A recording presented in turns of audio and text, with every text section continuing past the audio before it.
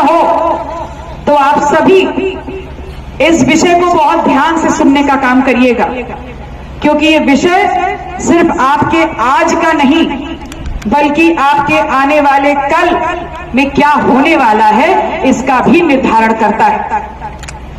ये कमेरा जो अगर खेतों में उतरता है तो इस देश के 135 करोड़ लोगों के लिए खेतों में दिन रात काम करके अनाज पैदा करके पेट भरने का इंतजाम कर देता है। हम कमेरा का बेटा या बेटी जब सरहद पर खड़ी होती है तो दुश्मनों की गोली अपने सीने पर खा करके इस देश के हर नागरिक की जिंदगी की और सुरक्षा की गारंटी दे देती है। और हमारा और आपका बेटा वो कमेरा, वो मजदूर जब अपने कंधों पर बोझा उठाता है तब इस देश का वो ढांचा खड़ा करता है जिसको आज हम आजाद भारत, बुलंद भारत कहते हैं। और ये याद रखिए, ये कार्यबल, ये मजदूर अपनी विविधता, अपनी विशालता के कारण सिर्फ इस देश का नहीं बल्कि अगर 2026 के आंकड़े उठा के देखेंगे तो इस देश की वैश्विक अर्थव्यवस्था के विकास के लिए एक इंजन के रूप में स्थापित हो चुका है। और ऐसा कमेरा इस देश के आजाद की लगभग 75-76 वर्षों में आज किस कदर उसकी स्थितियां हैं इसको समझने का काम करिए। इस कमेरा की शैक्षिक स्थिति समझिए, इस कमेरा की आर्थिक स्थिति समझिए, इस कमेरा की सामाजिक स्थिति समझिए, बहुत ही ज्यादा दयनीय है। और ये हम नहीं कह रहे, ये वो आंकड़े कह रहे हैं जो हमने रातों रात नहीं लिख दिए। ये वो आंकड़े, वो रिपोर्ट्स कह रहे हैं जो खुद सरकार ने जारी किए हैं। और ये आंकड़ों का ही आधार रहा कि इस देश की सरकार मजबूर हुई कि हम कमेरा के बच्चे जब 12वीं की पढ़ाई पूरी करने के बाद शहर जाते हैं, बड़े बड़े कॉलेजों में, विश्वविद्यालयों में दाखिला लेते हैं, तो वहां पर पढ़ाई के साथ उनको शोषण थाली में परोस के दिया जाता है। और शोषण पता है कैसा? शोषण ऐसा कि जाति के नाम का शोषण, जाति का नाम लेकर के उनके सम्मान, उनके आत्मविश्वास के साथ खिलवाड़ किया जाता है। और ये आंकड़े कहते हैं जो निकल के आए कि पिछले एक दशक में जो इस देश का दलित है, जो इस देश का पिछड़ा है, जो इस देश का आदिवासी है, जो इस देश का अल्पसंख्यक है, जो इस देश का किसी भी वंचित समाज का बच्चा है, वो जब पांव की पगडंडियों से निकल करके शहरों में पढ़ने जाता है तो पढ़ाई नहीं मिलती उसको, लेकिन जातिगत शोषण इन इंस्टीट्यूट्स में, इन विश्वविद्यालयों में, इन महाविद्यालयों में डिग्री के कोर्स के साथ बहुतायत संख्या में मिलता है। और ऐसा मिलता है कि ये सरकार जो आज आपके देश की सरकार बनी बैठी है, इन्होंने आपसे वादा किया था कि हम सत्ता में आएंगे तो 5 साल में इस देश के कमेरा किसान की आमदनी दुगनी करेंगे। कहा था कि नहीं कहा था?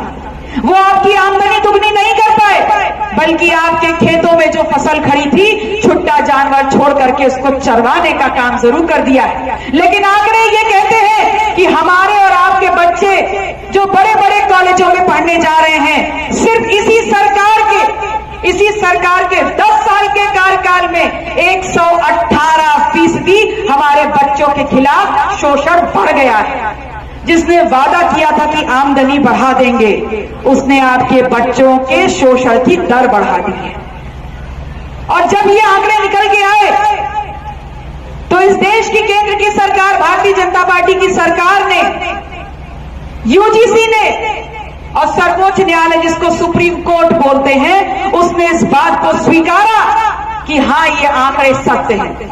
और उसके बाद संसदीय समिति जिसका नेतृत्व दिग्विजय सिंह कर रहे थे, उन्होंने एक रिपोर्ट जारी करी और इस बात की रिकमेंडेशन करी कि बच्चों का शोषण कॉलेज और यूनिवर्सिटी में, विशेष रूप से वंचित और दबे कुचले समाज के बच्चों का शोषण बड़े बड़े कॉलेज में ना हो, इसके लिए यूनिवर्सिटी इक्विटी रेगुलेशन 2026 इस देश की हर यूनिवर्सिटी और हर महाविद्यालय कॉलेज में लागू होना चाहिए।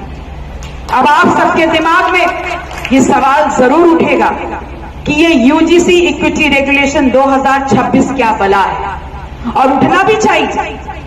उठना इसलिए चाहिए क्योंकि जिनके बच्चों की पढ़ाई और जिनके बच्चों का शोषण, जिनके बच्चों के खिलाफ हो रहा शोषण रोका जाए, जिनके बच्चों की जिंदगी को सुरक्षित रखने के लिए ये नियम बनाया गया, वो समाज यहां बैठा है और उसको पता नहीं कि यूजीसी इक्विटी रेगुलेशन है क्या।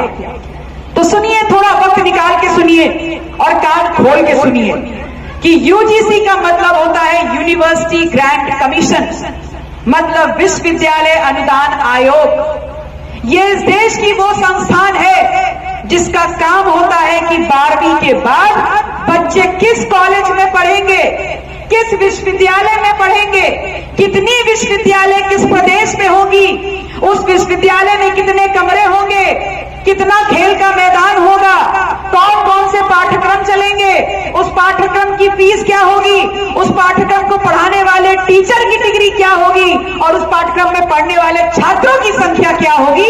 ये तमाम चीजें इस देश की वो संस्थान यूजीसी निर्धारित करती है। और यूजीसी ने तमाम कॉलेज खोल दिए जहां हमारे बच्चे 12वीं के बाद निकलने लगे। अब एक जार बात बताइए कि यहां तमाम ग्रामीण क्षेत्रों के लोग बैठे हैं, कोई शहरी बाबू तो बैठा नहीं है। तो जरा बताइए, आपके गांव में कितने बच्चे हैं जो 12वीं के बाद शहर पढ़ने गए?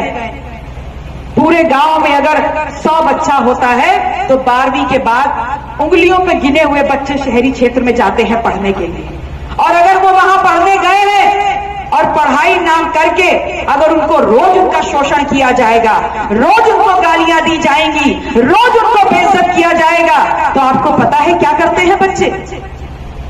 बच्चे करते हैं अपनी जिंदगी को खत्म। आपने सुना होगा कि फलाने का लड़का था, कॉलेज पढ़ने गया था, बड़ा अच्छा लड़का था, पता नहीं क्या हुआ, दूसरे तीसरे साल में जहर खा के जान दे दी। पढ़ते हैं ना, पढ़ते होंगे कि फलाने की लड़की कॉलेज पढ़ने गई थी, पता नहीं क्या हुआ, पढ़ाई छोड़ दी, घर पे आके बैठ गई, अब बोलती आगे पढ़ाई नहीं करूंगी। आपको पता है ये सब क्या है? ये सब है इंस्टीट्यूशनल मर्डर्स। अगर आपके बच्चे को जाति का शोषण करते हुए, वहां उसको परेशान करते हुए, मानसिक तनाव देते हुए इस प्रकार उसको परेशान कर दिया जाए कि वो अपनी पढ़ाई नहीं छोड़ता लेकिन अपनी जिंदगी खत्म कर देता है, तो उसको आत्महत्या नहीं कहते, उसको इंस्टीट्यूशनल मर्डर कहते हैं, उसको इंस्टीट्यूशनल मर्डर कहते हैं। और अगर आपके बच्चे बीच में अपनी पढ़ाई छोड़ करके इसी शोषण की वजह से घर वापस चले आते हैं तो उसको पढ़ाई छोड़ना नहीं बोलते हैं, उसको फोर्स ड्रॉप आउट बोलते हैं। मतलब इतना प्रताड़ित कर दिया कि बच्चा मजबूर हो गया अपनी पढ़ाई छोड़ने के लिए। तो इस देश में जो भी मजबूरी से करा दिया जाए, दबाव से करा दिया जाए, वो जुर्म की श्रेणी में आता है हमारे संविधान के अनुरूप। तो अगर इस देश में हमारे बच्चों का इंस्टीट्यूशनल मर्डर हो रहा है, फोर्स ड्रॉप आउट हो रहा है, या अगर जब वो जा रहे हैं इंटरव्यू पे बैठने और उनको 2 नंबर 3 नंबर वाइवा में देकर के फेल कर दिया जा रहा है, या नौकरी के लिए जा रहे हैं तो उनको एनएफएस कर दिया जाता है, नॉट फाउंड सूटेबल, तो ये भी एक प्रकार का टॉर्चर है, ये भी एक प्रकार की प्रताड़ना है। और उसके खिलाफ इन तमाम प्रताड़नाओं को रोकने के लिए, ताकि हमारे बच्चे जो बहुत मुश्किल से गांव से निकल के, पगडंडियों से निकल के शहर में पढ़ने जाते हैं बड़े बड़े स्कूल कॉलेजों में, वो बिना किसी चिंता के, बिना किसी टॉर्चर के अपनी पढ़ाई पूरी करें। क्योंकि जो हम गांव गरीब का बच्चा तमाम मुश्किल दौर से गुजरते हुए पढ़ने जाता है तो उसका सिर्फ एक ख्वाब होता है कि पढ़ लिख करके अगर अच्छी नौकरी मिल जाएगी तो मेरे माँ बाप, मेरे परिवार की जिंदगी सुधर जाएगी, अगर मुझे अच्छी नौकरी मिल जाएगी तो मेरा परिवार समृद्ध हो जाएगा। और आप जानते हैं गांव और पगडंडियों की खूबसूरती क्या है कि बनता गांव का एक लड़का है लेकिन सम्मान पूरे गांव का बढ़ जाता है। दूर दराज भी अगर आप जाते हैं तो कहते हैं फलाना जो अधिकारी बैठा है ना वो हमारे गांव का लड़का है, कहते हैं कि नहीं? तो इसलिए बड़ी मुश्किल सिचुएशंस में, बड़ी मुश्किल परिस्थितियों में हमारे बच्चे गांव से निकल करके पढ़ाई के लिए बाहर पढ़ने जाते हैं। और अगर उनको पढ़ाई के साथ उनकी जिंदगी की सुरक्षा की गारंटी उनके अभिभावक, उनके माँ बाप होने के नाते हम नहीं दे पाए तो याद रखिएगा कि जिस राम के लिए आप लड़े ना और जिस राम के नाम पर आपने अपना वोट इनको दे करके इनकी सरकार बना दी, इस देश में उस राम को अपना मंदिर पाने के लिए भी इस संविधान की जरूरत पड़ गई थी। और आप तो भूल कैसे सकते हैं कि जिस जिंदा राम को अपने कोख में 9 महीना रख करके आपने पैदा किया है और जिसकी हर एक सांस के साथ आपके सपने जुड़े हैं, आपकी उम्मीदें जुड़ी हैं, अगर वो राम आपका पैदा करा हुआ जिंदा राम आपकी आंखों के सामने अपनी जिंदगी और आखिरी सांस खत्म कर देगा, तो जिंदगी में फसल बार बार उगा लेना, लेकिन ये जिंदा राम दोबारा आपके घर में वापस नहीं आएगा। इस बात को समझिए कि यूजीसी इक्विटी रेगुलेशन बहुत ही बड़ा सकारात्मक कदम होता। इस बात की सोच था कि यहां पर इस देश में सामाजिक संवेदनशीलता को बढ़ावा मिले। हम समझे कि कोई ऊंचा नहीं, कोई नीचा नहीं। हम समझे कि कोई अगर आप पिछड़ा, दलित, आदिवासी नहीं। हम इस बात को समझे कि ये लोकतांत्रिक देश है जिसको आजाद कराने के लिए हर व्यक्ति ने जाति, धर्म, वर्ग से ऊपर उठ करके एक सुर में इस देश की आजादी के लिए लड़ाई लड़ी। क्या तब किसी ने पूछा था कौन हिंदू कौन मुसलमान? तब तो नहीं पूछा था।